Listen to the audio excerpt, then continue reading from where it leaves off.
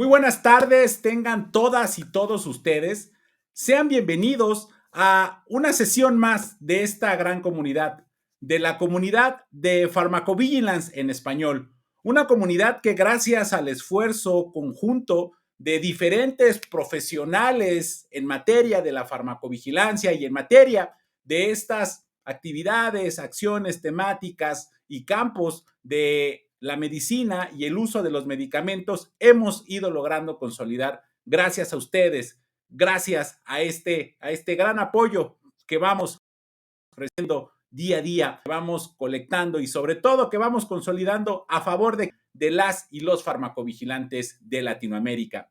El día de hoy estamos muy contentos y estamos de manteles largos. ¿Por qué?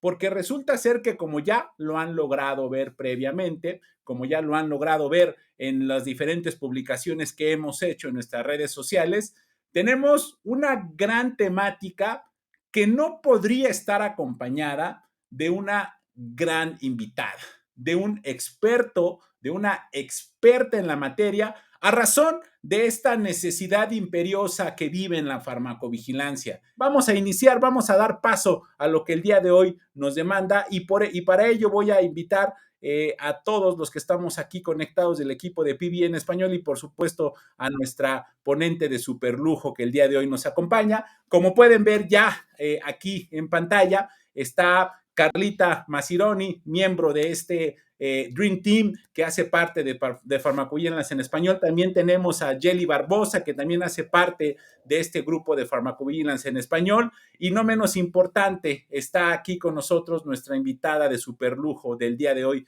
que es Mari Carmen Climent. Ya por ahí Fernando Bueno nos manda saludos desde México. Las y los invitamos a quienes sigan esta transmisión, que nos dejen saber desde dónde se están conectando. Nos dará mucho gusto conocerles. Y hola Carlita, muy buenas noches. Hola Jelly, buenas tardes. Y en tu caso, Mari Carmen, hola, muy buenas noches, madrugadas, según aplique como en este momento, pues tú te encuentras en una zona horaria bastante diferente a la nuestra, pues entendemos el reto y agradecemos esta deferencia que tienes hacia con nosotros. ¿Cómo están? Hola, muy buenas tardes, muy buenas noches. Hola, buenas noches, buenas madrugadas, pero buenas tardes para la mayoría de todos. Yo encantada y agradecida con la invitación. Sentía sueñito hace unas cuantas horas, pero ahora con la adrenalina y la emoción estoy bastante despierta. Fantástico, fantástico. Pues bienvenida, Mari Carmen, y en aras de que podamos iniciar, de que podamos comenzar con este lujo de tema que hoy en día nos traes, si me permiten, me gustaría compartir con ustedes brevemente algo de la muy amplia experiencia que Mari Carmen tiene en el campo que hoy en día la trae aquí a este foro de Pharmacovigilance en español. Básicamente, de manera resumida, ella desde 2019 forma parte del Winton Center for Risk and Evidence Communication de parte de la Universidad de Cambridge en el Reino Unido. Es ahí donde ella actualmente se encuentra basada. Y aquí lleva a cabo actividades relacionadas a investigación sobre cómo comunicar riesgos a los pacientes. Además, está involucrada en diversas actividades relacionadas a capacitación y entrenamiento, tanto a profesionales de la salud, ojo, como a periodistas, con el objetivo de que de poder ayudar a esos profesionales, a esos periodistas a mejorar sus habilidades en materia de comunicación de riesgos. Durante 10 años ha trabajado además como periodista de ciencia, tanto en radio como en televisión, y ella, de profesión, de alguna manera es, digamos, de esta formación académica, ella es médica veterinaria zootecnista y es maestra en ciencias por parte de la Universidad Nacional Autónoma de México, es decir, nuestra famosa y muy querida UNAM, y tiene una segunda maestría, ojo, a Mari Carmen le gusta estudiar, de eso que no quede duda. Tiene una segunda maestría en comunicación de la ciencia. ¿Por quién? Por la Universidad de Sheffield en el Reino Unido también. Sin más ni más, Mari Carmen, nuevamente te doy la más cordial bienvenida y el escenario es todo tuyo. Muchas gracias, Josué. Me dices si ya se está compartiendo bien la presentación y todo. Pues gracias a todas y a todos por estar aquí. Yo estoy encantada de haber conocido muy recientemente esta iniciativa de farmacovigilancia en español. Coincido completamente, además como una persona que ha sufrido el interactuar y desenvolverse en español en el idioma inglés aquí en el Reino Unido, coincido totalmente en la necesidad de crear contenidos no solo en español, sino también con la perspectiva de los países de habla hispana, ¿no? Entonces, espero sumarme a esta iniciativa que ustedes crearon el día de hoy y he preparado para ustedes una charla que titulé Mejorar la comunicación de riesgos en farmacovigilancia, ¿por qué importa y cómo hacerlo? Les dejo claro que esto es como una pasadita, una introducción, yo lo veo como un primer acercamiento. Ya digo, pueden tener más experiencia en el tema, pero es una primera aproximación en el tema y ya veremos después que pronto tendremos un taller en el que veremos esto a mucha mayor profundidad y detalle, ¿no? Pero bueno, vamos a empezar. Bueno, vamos a empezar y no cambia mi diapositiva. Ya está. Y bueno, resulta que cada vez más en múltiples medios las personas estamos expuestas a enterarnos a múltiples riesgos asociados al uso de medicamentos. Encontramos este tipo de notificaciones, digamos, por todos lados, ¿no? Por ejemplo, se nos dice sobre información sobre bebés, el escándalo de ácido valproico, un medicamento que puede causar malformaciones si se usa en el embarazo. O se nos avisa que el riesgo de muerte por COVID-19 es mayor que por vacunarse. Entonces, que digamos, en ese sentido, valdría más la pena vacunarse, obviamente, ¿no? O de cosas mucho más comunes que las podemos tomar por un cólico menstrual o por un dolor muscular o lo que sea, como es el ibuprofeno. Se nos dice los peligros del ibuprofeno para nuestro estómago. El punto es que estamos expuestos a todo este tipo de información, ya sea de mensajes que se pueden comunicar directamente de los profesionales de la salud o los encontramos también, claro, muchísimo en los medios de comunicación. Al estar expuestos a todo este tipo de información sobre riesgos, es natural que las personas nos quedemos ante este tipo de información, pues con una cara algo así, ¿no? Aturdidos en medio de toda esa información. Y nos preguntamos, ¿ese riesgo debería preocuparme? ¿Me va a pasar a mí? ¿Ese riesgo es chico o grande?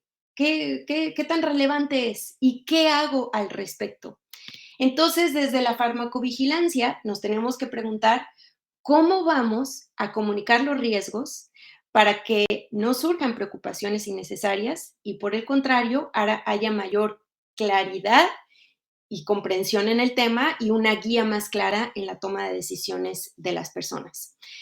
Pero bueno, lo primero para hablar de cómo comunicar riesgos, pues lo primero es estar todos claros de a qué nos referimos con riesgo. ¿Qué es el riesgo? El riesgo es un concepto complejo, no tiene una sola definición y dependiendo de desde qué ángulo se vea o cómo se use, le hemos atribuido significados diferentes. Un significado muy común de riesgo con el que quizá estamos más familiarizados o popularmente lo estamos, sería algo que se ve algo así, el riesgo entendido como peligro o amenaza. Y entonces aquí este término sería muy común, por ejemplo, en el contexto de riesgos ambientales. Podemos hablar de riesgo de huracán, riesgo de tsunami, riesgos de terremoto, o también podemos hablar de riesgos de una crisis sanitaria, el riesgo de un brote de ébola o cualquier otra enfermedad, ¿no? Pero ese no es el único significado del riesgo. El riesgo, desde una perspectiva estadística, es un número. Y entendido así, el riesgo, si lo vemos de una forma muy simple, es una probabilidad. Y entonces se calcula pues a través de una fórmula sencilla, ¿no? Claro, aquí estoy simplificando muchísimo la explicación. Pero entonces, viéndolo como una probabilidad, pues sería el total de casos ocurridos entre el total de casos posibles. Entonces, si hablamos, digamos, del riesgo de morir por COVID-19 entre los pacientes contagiados, pues tendríamos que el riesgo de morir es el total de personas que murieron entre el total de personas que estaban contagiadas, ¿no? Así sería un cálculo muy simplista. Pero sucede que esto sigue sin ser suficiente para explicar qué es el riesgo. El riesgo es también un sentimiento que depende de interpretaciones y juicios subjetivos y que por lo tanto varía de persona a persona. Mi trabajo y la perspectiva del Winton Center, que es el instituto donde trabajo, se enfoca en entender el riesgo y mejorar cómo se comunica desde estas dos últimas perspectivas. Este engrane que hay entre el riesgo que calculamos, en este caso en la salud, como una probabilidad, pero que además está sujeto a interpretaciones y sentimientos que varían entre las personas. Desde hace tiempo, se ha estudiado muy bien que el riesgo no es solamente un número, y eso es importante tenerlo en cuenta, porque a veces nos quedamos fijos viendo, sí, el riesgo como si fuera simplemente un número que se calcula y punto final, ¿no? Desde hace tiempo sabemos que no es así. En este tema, el profesor Paul Slovic, que él es psicólogo, investigador y comunicador de riesgos, lleva tiempo estudiando el tema de riesgo y percepción de riesgos, y él dice, el riesgo no existe de manera independiente a nuestra mente y a nuestra cultura. Él desde hace tiempo señala que el riesgo no es solo un número, no es solo un porcentaje o una probabilidad, sino es un sentimiento subjetivo. Y ese sentimiento está influenciado por dos cosas. Por un lado, la probabilidad de que el evento ocurra, y además el impacto de ese evento si es que ocurre.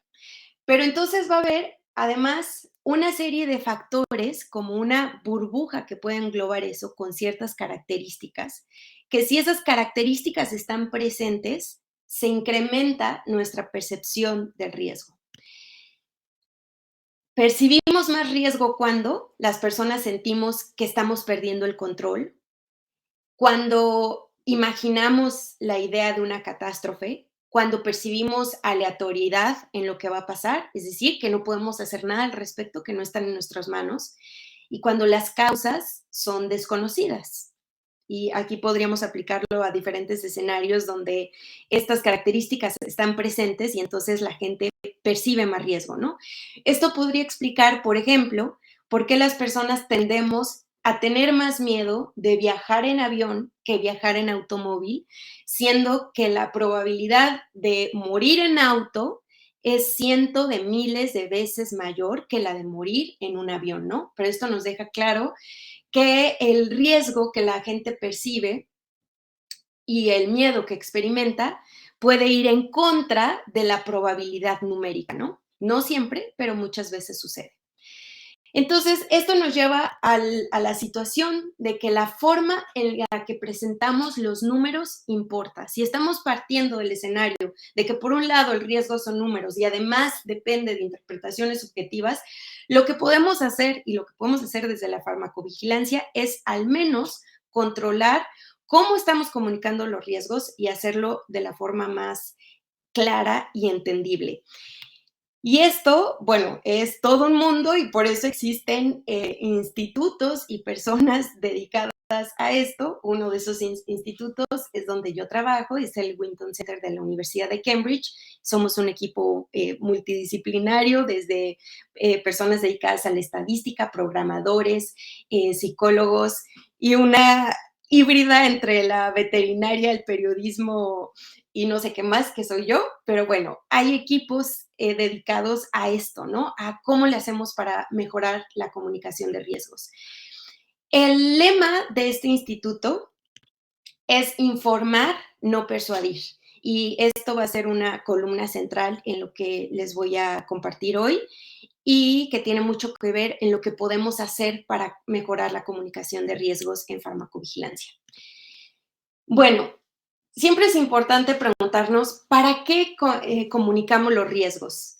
Va a haber sobre todo dos caminos, ¿no? Casi siempre hay dos caminos de por qué se están compartiendo, para informar o para persuadir, y después veremos las enormes diferencias entre estas dos cosas.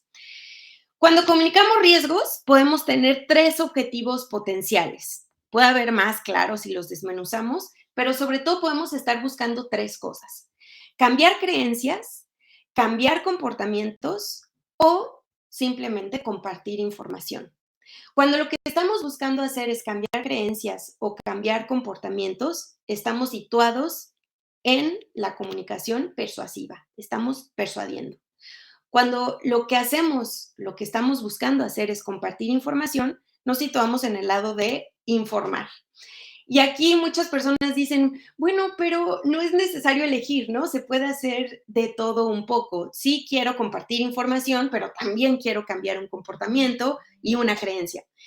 Sí, después veremos que estos tres elementos o lo que se forma entre persuadir e informar es un espectro de posibilidades, no es como blanco o negro, pero es muy importante tener presente que toda vez que maximizas alguno de tus objetivos, inevitablemente sacrificas el otro.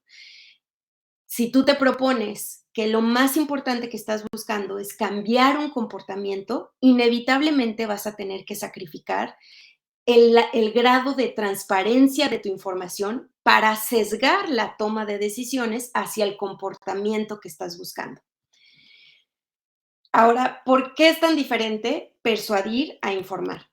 Cuando persuadimos, el enfoque que tenemos es destacar los beneficios de actuar y los prejuicios de no actuar, o al revés. Y lo que consideramos éxito cuando persuadimos es si el comportamiento o la creencia de las personas cambió en la dirección que estábamos buscando. En cambio, si lo que queremos hacer es informar, el enfoque que tenemos es dar información balanceada de los posibles daños y beneficios. Y lo que vamos a considerar éxito es si la persona queda bien informada sobre los daños y beneficios, si mejora su comprensión y si mejora la satisfacción con su propia decisión. No si la persona terminó haciendo lo que nosotros deseábamos, ¿no? Bueno, del lado de la persuasión ocurre la mayoría de la comunicación convencional. Y de esto hay un montón, de eso hay talleres, hay cursos, hay diplomados, hay másters para aprender a persuadir. Y yo no me dedico a eso, me dedico al opuesto, a enseñar, a informar. Donde radica la fuerte comunicación de evidencia que tiene un tipo de objetivo muy diferente, ¿no? Entonces, aquí insisto en el punto de que no necesariamente está peleado persuadir, informar, veámoslo como un espectro de posibilidades que podemos tener entre ellos. Y ustedes, cuando comuniquen riesgos, pueden elegir dónde situarse en este espectro, pero siendo conscientes de las implicaciones éticas de hacer una cosa o la otra. Lo que no se puede hacer de ninguna manera, y ocurre muy frecuentemente, es pensar que se está informando cuando no se está informando y en realidad se está persuadiendo. Ahora les quiero dar un ejemplo. Este no es tal cual de farmacovigilancia, es del contexto de salud. Pero aunque no sea tal cual de farmacovigilancia, creo que ilustra clarísimo lo distinto que se ve persuadir versus informar en la práctica. Entonces, aquí tenemos un mensaje absolutamente persuasivo. Es una campaña de salud digna para el diagnóstico temprano de cáncer de mama. Y entonces nos dicen, pon el pecho, hazte una mastografía, que estamos buscando que las mujeres tomemos una decisión, un comportamiento, que es hacernos nuestra mastografía para el diagnóstico temprano de cáncer de mama. Ahora veamos cómo se va a informar. Lo que les voy a mostrar es el panfleto de información sobre la mastografía del Servicio Nacional de Salud en el Reino Unido. Y lo primero que hacen es mostrar una imagen que el solo dibujo, si lo pueden ver, ni siquiera sé si ustedes me ven, sí me ven, ¿verdad? En la pantallita, pero bueno, el solo dibujo ya muestra que esta mujer está balanceando dos cosas, ¿no? Que tiene que considerar. Por un lado, hacerse una mastografía podría significar salvar su vida del cáncer de mama. Y por otro lado, perdón, en este momento estoy sintiendo vergüenza porque yo dando la charla de farmacovigilance en español y dejando un fragmento de mi charla en inglés. Es el único, se los prometo. Y entonces, bueno, por un lado está sopesando que el cáncer de mama podría salvar que la mastografía podría salvar la vida del cáncer de mama. Y por otro lado, resulta que hacerte la mastografía podría significar recibir un diagnóstico innecesario y por lo tanto recibir quimioterapia de manera innecesaria por un cáncer que nunca habría sido mortal. Eso es solo el dibujo, pero después explícitamente y de forma muy clara lo explican.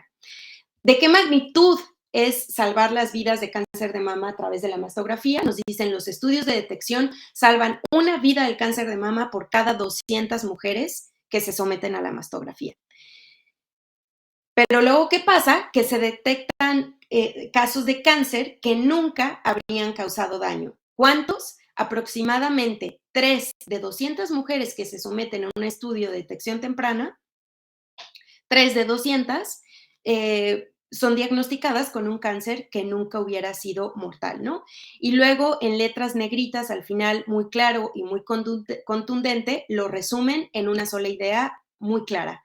En general, por cada mujer a la que se le salva la vida de un cáncer de mama, se diagnostica a unas 3 mujeres un cáncer que nunca habría sido mortal.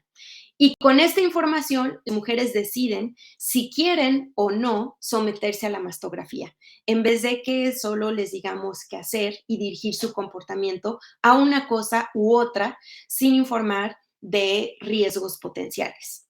Entonces, regresando a mi diagramita, lo que les voy a compartir hoy solo tiene sentido si todos estamos bajo el entendido que estamos hablando de cómo mejorar la comunicación de riesgos con el objetivo de informar, porque lo que estamos buscando es decisiones libres de los individuos basadas en información, en evidencia y presentado de forma entendible.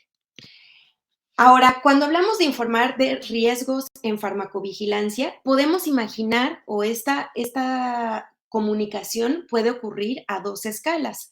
Por un lado, la comunicación que ocurre directamente con los individuos, esto podría ser en la relación directamente de médico a paciente o ustedes como especialistas en farmacovigilancia directamente a cierta persona con la que ustedes interactúen. O también puede ocurrir a escala poblacional, muchas veces con estos lanzamientos de grandes comunicados, ¿no? Incluso, pues, a nivel gobierno. Entonces, ahora lo que voy a hacer es presentarles un ejemplo a escala individuos y otro a escala poblaciones para ver la relevancia de hacer una buena comunicación de riesgos. Entonces, empecemos con lo que puede suceder a individuos. Aquí, en la BBC, en BBC News Mundo sale esta noticia, ¿no? El escándalo mundial que desató el valproato sódico, un medicamento para la epilepsia que causa malformaciones en los niños. Y bueno, en esta historia aparece la madre, bueno, ella es Bridget, y aparece su madre, Karen, y ella dice que es una de las madres, bueno, más bien es una de las madres que dice que a ella nadie le advirtió sobre los riesgos que implicaba continuar con el valproato sódico para su epilepsia y el riesgo que esto podría conllevar sobre malformaciones en el feto. Entonces, bueno, y de hecho esta mujer integra un grupo que liderean el movimiento de reclamo, digamos, en este tema, porque ¿qué sucede? Que hay médicos que deciden omitir la comunicación de los riesgos asociados al uso del valproato porque ellos mismos consideran, ellos mismos o ellas mismas, claro, consideran que es tan pequeño el riesgo que no vale la pena informarlo y asustar a las pacientes. Y hay otros que deciden hacer lo contrario, deliberadamente tomar la decisión de interrumpir el tratamiento de la paciente con valproato por el riesgo que conlleva, sin dejarle la posibilidad a la paciente de decidir qué es para ella más importante, si quiere asumir o no ese riesgo, ¿no? Entonces, esto nos lleva a otro problema muy importante que tenemos en el sector salud, prácticamente en todo el mundo, donde la relación que existe entre médicos y pacientes y la forma en la que ocurre la comunicación es a través de una relación sumamente paternalista de los médicos hacia los pacientes.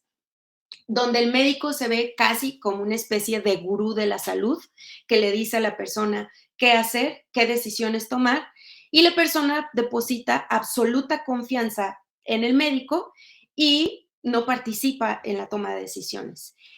¿Qué buscamos al mejorar también la comunicación de riesgos en farmacovigilancia? Pues alejarnos cada vez más de esta relación paternalista, donde solo se le dice qué hacer a las personas, y acercarnos mucho más a una toma de decisiones compartida, que en inglés es este concepto shared decision making.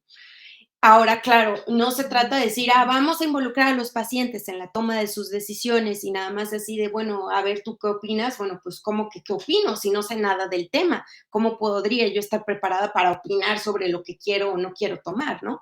Entonces, claro, involucrarnos en la toma de decisiones implica hacer partícipe a la persona en las decisiones, pero ¿cómo? Pues dando información basada en evidencia, pero sobre todo presentándole la información de forma que la pueda comprender.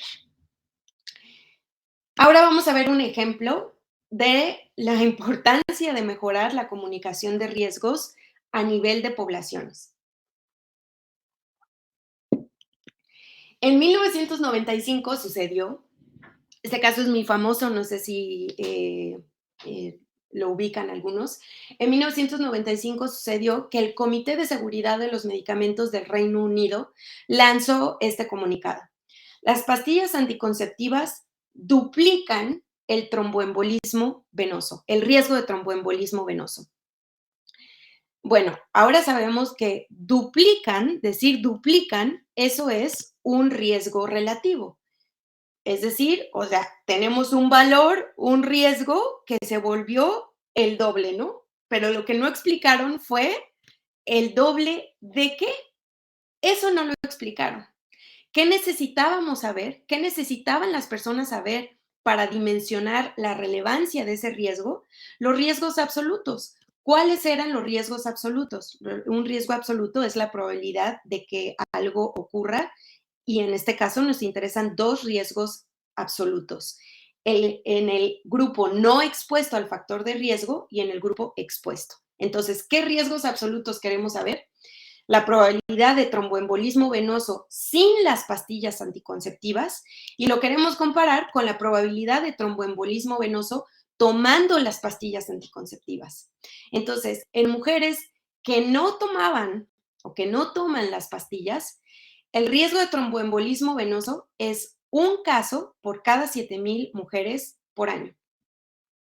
Entonces, si ese riesgo se duplicó, que fue lo que se encontró, pues ¿a cuánto aumentó? Pues pasó de ser de 1 en 7,000 a 2 en 7,000. No estamos diciendo que eso sea totalmente irrelevante, pues, pero aquí podemos ver claramente el peligro de hacer comunicaciones solo a través de riesgos relativos, que amplifican la magnitud real de un valor y tienen un impacto psicológico sumamente fuerte. Aquí podemos ver claramente que si hay algo de un valor minúsculo que se duplica, aunque se duplique, sigue siendo minúsculo, ¿no? Comunicar solo con riesgos relativos es algo que se hace mucho y puede tener, bueno, sabemos que impacta psicológicamente muchísimo y puede dejar consecuencias severas, incluso a nivel poblacional, y es lo que sucedió en este caso. Aquí tenemos una gráfica que ilustra los abortos en Inglaterra y Wales calculados a través de los años, en la década de los 90, iba mejorando la planificación familiar y todos se iban reduciendo, y se lanza este comunicado y podemos ver cómo se incrementan nuevamente dramáticamente los abortos ocurridos. Se estima que en los años venideros por cada año ocurrieron 10,000 abortos adicionales y alrededor de 30,000 concepciones no deseadas. Y este comportamiento se mantuvo a lo largo de muchos años y todavía de manera popular sigue esta idea o este temor de muchas mujeres del uso de las pastillas anticonceptivas por esta asociación que ya hicieron con la idea del tromboembolismo venoso. Ahora, cuando hablamos de comunicar riesgos para poblaciones o para individuos, es muy importante que distingamos el riesgo para poblaciones y el riesgo para individuos. Pensemos en lo que ocurrió con COVID-19. Estábamos expuestos, por ejemplo, a través de los conteos de Johns Hopkins, nos mostraban continuamente los conteos totales, ¿no? Entonces podíamos ver país por país cuántos casos iban y cuántas muertes iban y también a nivel global. Entonces podemos ver, bueno, a esta fecha, el 3 de marzo del 2021, resulta que en el mundo ya van 116 millones de casos y más de 2 millones de muertes, y si nos fijamos en México, pues más de 2 millones de casos y han muerto 190,000 personas en México, ¿no? Entonces, podríamos decir, bueno, a ver, vamos a checar realmente qué tan preocupante es este riesgo de morir por COVID en México, ¿no? Entonces, si decimos, bueno, la población en México está ahí más o menos en 126 millones de personas.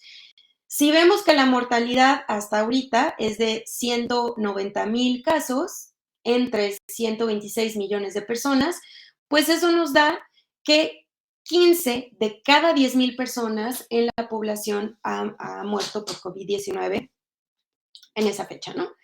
Y entonces así, 15 de cada 10,000, digo, ya podría variar de persona a persona, ¿no? Pero si lo vemos como una tómbola, una caja donde hay 10,000 pelotitas blancas, casi todas, y solo 15 son rojas, y pensar en la probabilidad de sacar una roja, se puede sentir así como un riesgo irrelevante, ¿no? Algo minúsculo. Entonces, ver este tipo de comunicación de riesgo, estos conteos totales a los que muchas veces nos exponen, que nos van diciendo el total de personas o esto de, pues 15 de cada 10,000, nos puede dejar sumamente confundidos, ¿no? Con esta cara. Eso es mucho, eso es poco, más o menos. ¿Qué significa eso para mí? Entonces, tenemos que tener muy claro que el mismo riesgo tiene dos dimensiones. El mismo riesgo puede tener un efecto muy pequeño a nivel individual, era lo que les decía, o sea, una probabilidad de 15 en 10,000.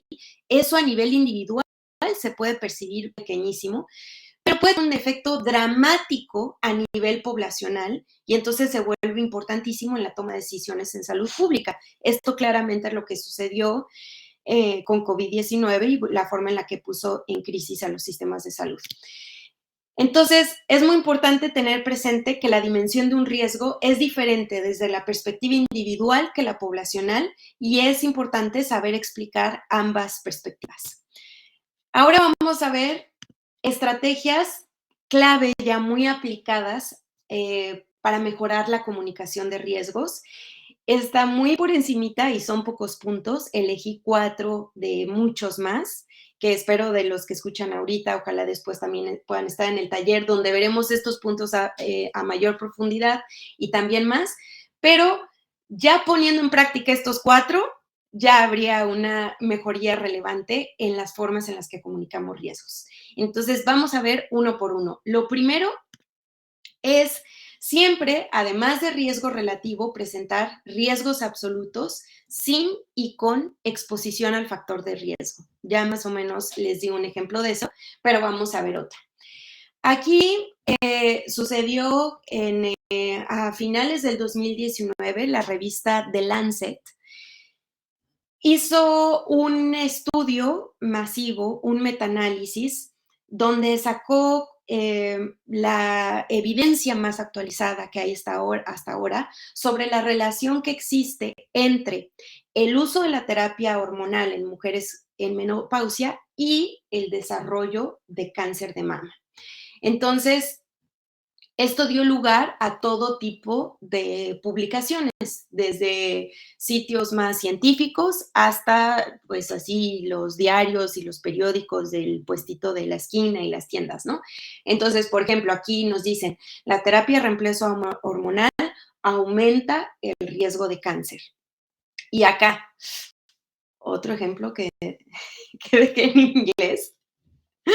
Disculpen, pero este es uno de mis favoritos. Aquí este diario que es muy popular en el Reino Unido, es uno de los más vendidos, ¿no? Dice, deténlo. El tratamiento de terapia de reemplazo hormonal para la menopausia incrementa el riesgo de cáncer de mama por 1/3, alertan los expertos. Entonces, aquí tenemos que, es decir, aumenta el riesgo de cáncer de mama o que aumenta por 1/3.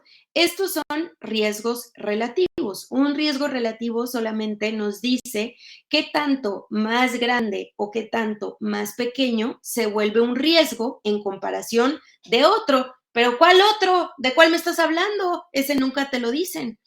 Y solo se puede entender la magnitud real de ese riesgo si sabes el otro respecto al cual aumentó o disminuyó, ¿no? Entonces, siempre tenemos que dar los riesgos absolutos porque si no, nos quedaremos siempre así, con esta mirada al horizonte totalmente confundidos. Entonces, ¿cuáles son los riesgos absolutos? Es lo que queremos saber y saberlo en 2 grupos. En el grupo expuesto al factor de riesgo y el no expuesto al factor de riesgo. En este caso, el no expuesto, es decir, las mujeres que no toman la terapia de reemplazo hormonal, se espera que 3 de cada 50 desarrolle cáncer de mama. En cambio, en aquellas mujeres que sí toman la terapia de reemplazo hormonal, se espera que en vez de 3 de 50 lo desarrolle 4 de 50, es decir, un caso adicional. Desde ahorita les digo, este recurso para explicar riesgos se llaman iconografías. Consiste en usar iconos, bolitas o personitas para explicar los casos esperados en el grupo sin exposición al factor de riesgo y en el grupo con exposición al factor de riesgo. Y aunque parezca un recurso sumamente simple, es muy útil porque facilita comprender que, por ejemplo, aquí en el grupo expuesto al factor de riesgo, o sea, las mujeres que toman la terapia de reemplazo hormonal, van a ocurrir 4 casos de cada 50 mujeres, pero de esos 4, solo 1 es adicional asociado al uso de la terapia de reemplazo hormonal y los otros 3 corresponden al nivel basal, a ese nivel que hubiera ocurrido aunque no tomaras la terapia. Bueno, el siguiente punto, considerar el formato de los números. Lo más aconsejable es usar frecuencias esperadas siempre con el mismo denominador y no solo porcentajes. Sabemos muy bien, tenemos evidencia de que el formato cambia la manera en que las personas percibimos los números. Cuando hablamos del formato de comunicar riesgos, nos referimos sobre todo a 3: al porcentaje, a una frecuencia en el formato X en 100, o esto sería comparar, hagan de cuenta, 1 en 100 versus 17 en 100, o sea, el punto es que el denominador es el mismo en todas tus comparaciones, y el otro formato es 1 en X, cambias el denominador en cada comparación, ¿no? 1 de cada 8 y 1 de cada 326. Entonces, veamos, este valor es el mismo, solo le estamos cambiando el formato. 5%, 5 en 100, 1 en 20. El mismo valor, distintos formatos. Y aquí, ustedes imaginen que yo les digo que tenemos 3 autos, ¿no? Tenemos 3 coches. Si te subes al coche 1, la probabilidad de que tengas un accidente es de 5%. Si te subes al coche 2, la probabilidad de que tengas un accidente es de 5 en 100. Y si te subes al 3, la probabilidad de que te accidentes es 1 en 20. ¿A cuál no te quisiera subir?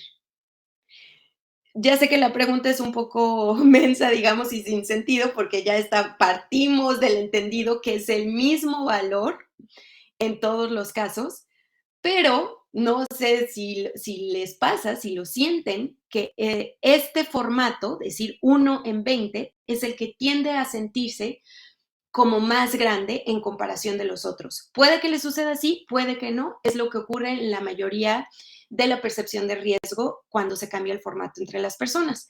Y aquí les muestro en esta gráfica el instituto donde trabajo, como parte de sus estudios, ha evaluado cómo cambia la percepción de un valor solamente cambiando el formato. Entonces, en este estudio se le preguntó a las personas, ¿qué tan riesgosa sientes esta probabilidad de morir por COVID-19? Y se les daba una escala para evaluar esa probabilidad de muy alta a muy baja. Y entonces les daban 3 valores. A ver, la probabilidad de 5%, de 12 y de 20%. Y aquí están los promedios de dónde la gente sitúa qué tan riesgosa sienten esa probabilidad. Luego se les hace la misma pregunta cambiando el formato a otro grupo de manera aleatoria, pues. Entonces, 5 en 100, 2 en 100 o 20 en 100. Y vemos que, bueno, se incrementa ligeramente la percepción de riesgo, pero veamos qué pasa cuando se usa el formato 1 en X. Les dices 1 en 20, 1 en 8, 1 en 5 y ¡pum! Se dispara dramáticamente la percepción de riesgo que tienen las personas siendo el mismo valor. Entonces, la recomendación al comunicar riesgos en términos del formato es siempre usa frecuencias esperadas con el mismo denominador. ¿Por qué? Porque al dejar el mismo denominador, se facilita hacer comparaciones entre grupos. En este formato, uno se revuelve, ¿no? Cambiando el denominador en cada grupo, hacer una comparación se dificulta. Y además, este formato, el de X de cada 100 o de cada 1000 o de cada millón, el punto es que el denominador siempre sea el mismo, facilita la comprensión y no dispara dramáticamente la percepción de riesgo como lo hace este otro formato.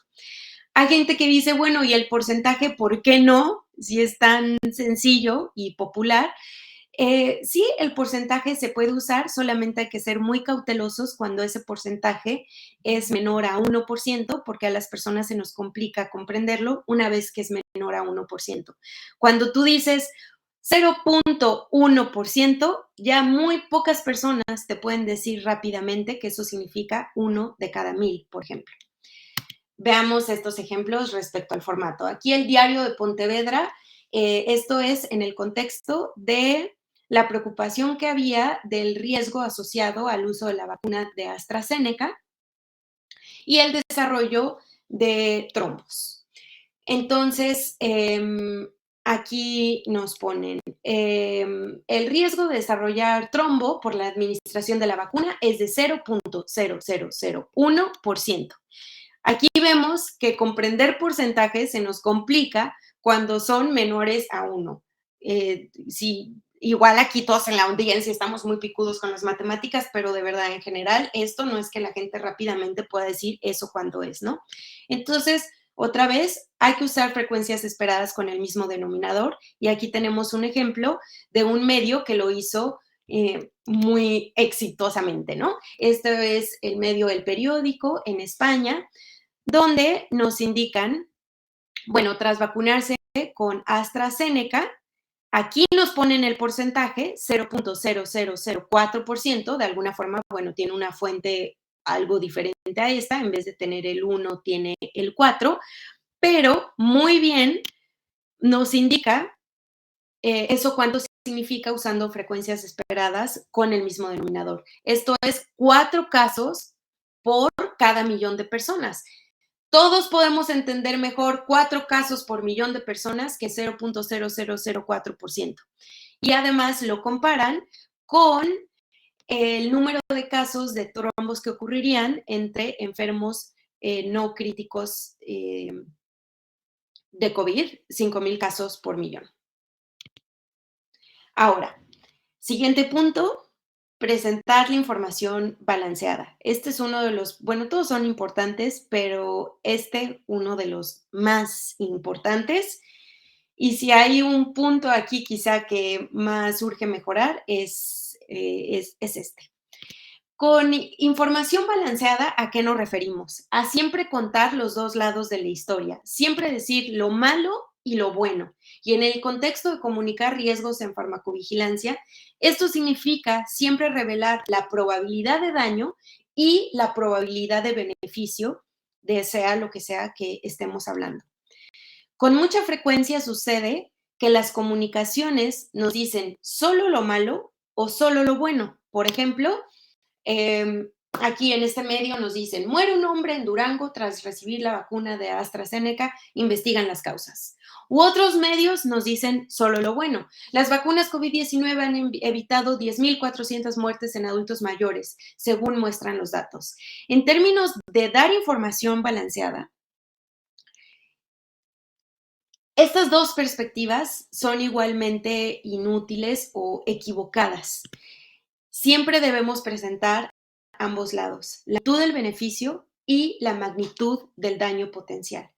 Y aquí también es importante mencionar que cuando las personas detectamos que hay algo que se está omitiendo, por ejemplo, hablar de los beneficios de un medicamento y no decir nada sobre los daños involucrados, los daños potenciales, por minúscula que sea esa probabilidad, cuando las personas detectamos que se está omitiendo el otro lado de la historia, eso obviamente merma la confianza que las personas tienen en esa información y en la institución o la persona que la emite.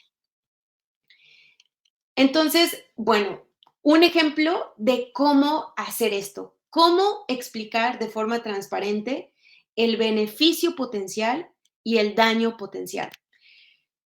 Esta gráfica es así muy sencillita, la desarrollamos acá en el instituto y así de simple como se ve, se tradujo a muchos idiomas y estuvo dando vueltas en muchos medios, en español, en inglés y en varios idiomas. Se creó ante este contexto de la preocupación de la vacuna de AstraZeneca y su vínculo con el desarrollo de trombos. Y entonces, ¿qué hicimos? Fue, bueno, en vez de que estés intentando convencer a las personas, nada más diciéndoles, no, sí, pero mira, el beneficio es más grande, el beneficio es más grande, y ya ni te cuento tanto que sí ha habido personas que han fallecido por la administración de la vacuna, no, expliquemos transparentemente la magnitud de los dos lados. Entonces, aquí tenemos, se calculó para cada 100,000 personas con bajo riesgo de exposición al virus, esto se calculó por bajo riesgo de exposición, medio y alto. Estas son unas cosas estadísticas bastante meticulosas. Pero, ¿qué se hizo? Comparar el beneficio versus el daño. Lo primero fue definir, bueno, ¿y qué es beneficio en este contexto? Beneficio se definió como los ingresos prevenidos, los ingresos que se prevenían a la unidad de cuidados intensivos. Y el daño, pues, es el desarrollo de trombos vinculado exclusivamente a la administración de la vacuna. Y entonces aquí podemos ver por grupo de edad, cuántos casos se están previniendo que ingresen a la unidad de cuidados intensivos por cada 100,000 personas y cuántos están desarrollando trombos por grupo de edad por cada 100,000 personas. Y de esta forma vemos incluso tan solo de así un vistazo con una imagen, queda muy claro que el beneficio es significativamente mayor que el daño potencial. Y el último punto que les voy a compartir hoy es sobre explicar la incertidumbre. Igual que riesgo, la incertidumbre es un concepto complejo con múltiples definiciones, digamos, y es un concepto que tiene como muchas capas. Cuando hablamos de incertidumbre, hay varios ángulos que estamos analizando. Por un lado, la incertidumbre se refiere al grado de precisión que tienen los números de riesgo que calculamos. Los riesgos son un rango, los riesgos no son un número fijo. Cuando se calcula un riesgo, jamás es, el 10% de las personas desarrolla tal. No, nunca tenemos esa precisión del número. Lo que tenemos es un rango que viene en un intervalo de confianza que varía de un valor mínimo a un valor máximo esperado. Y esto, ¿cómo se explica la incertidumbre de la precisión de los números? Bueno, pues aprendiendo a explicar los intervalos de confianza de los estudios, ¿no? Cuanto más amplio sea el intervalo, mayor será la incertidumbre. Pero ese no es el único tipo de incertidumbre que tenemos. También tenemos incertidumbre sobre la calidad de la evidencia que respalda los riesgos que estamos presentando. Por ejemplo, comparemos dos estudios que podríamos tener. Imaginemos que un estudio, ya me tiré el test, pero que no se haya notado. Tenemos un estudio que se hizo no, perdón, de un lado tenemos muchos estudios que se hicieron en total en miles de personas y con esto se estima que el porcentaje de personas que podrían beneficiarse de un tratamiento está entre el 27 y el 33%. Y por otro lado, tenemos solo un estudio que es pequeñito y mal diseñado y en ese se concluye que 3 de las 10 personas se beneficiaron de X medicamento. El resultado, en términos de números, es el mismo, pero la evidencia que lo respalda es completamente diferente. Y sabemos, a través de varios estudios, que cuando no se le advierte a las personas que la calidad de la evidencia es baja, las personas tendemos a asumir que la calidad de la información es alta y por lo tanto influye más en nuestra toma de decisiones. Entonces, necesitamos ayudar a la audiencia a entender cuando la información está basada en evidencia de baja calidad. Y finalmente, la incertidumbre tiene otra capa que se refiere a lo que no se sabe. Es eso que no sabes, que no sabes. Entonces, esto se refiere a todas las variables que desconocemos que tienen un efecto. Entonces, aquí sería importante siempre informar a nuestras audiencias que la información que estamos presentando podría cambiar a medida que incrementemos el conocimiento y comprensión que tenemos en el tema, ¿no? Porque sobre todo en casos donde la investigación se está moviendo rápidamente y eh, y que continuamente la información se va actualizando, como pasó, por ejemplo, con la evidencia sobre si valía la pena o no usar las mascarillas para COVID-19, que nos tuvieron como el sí, no, y bueno, si no se va advirtiendo de este tipo de incertidumbre, después pareciera que la ciencia es ahí una cuestión incompetente cuando no tiene nada que ver eso, ¿no? Bueno, entonces, poniendo todo esto en práctica para mejorar la comunicación de riesgos en farmacovigilancia, ¿qué estaríamos buscando? Así en un mundo muy ideal, donde logremos transformar cómo comunicamos los riesgos en farmacovigilancia, pues que a través de esto la gente logre sentir que comprende mejor la magnitud de los riesgos, que se sienta mejor informada, que se sienta parte de la decisión y que se sienta más tranquila con la decisión que está tomando y que viene de ella misma o el mismo. Y pues finalmente, solamente les comparto que en el instituto se han desarrollado múltiples cursos para mejorar la comunicación de riesgos en diferentes áreas de la salud. Esto hay muchos muy dirigidos a médicos, así en ginecología, en oftalmología, en varias especialidades.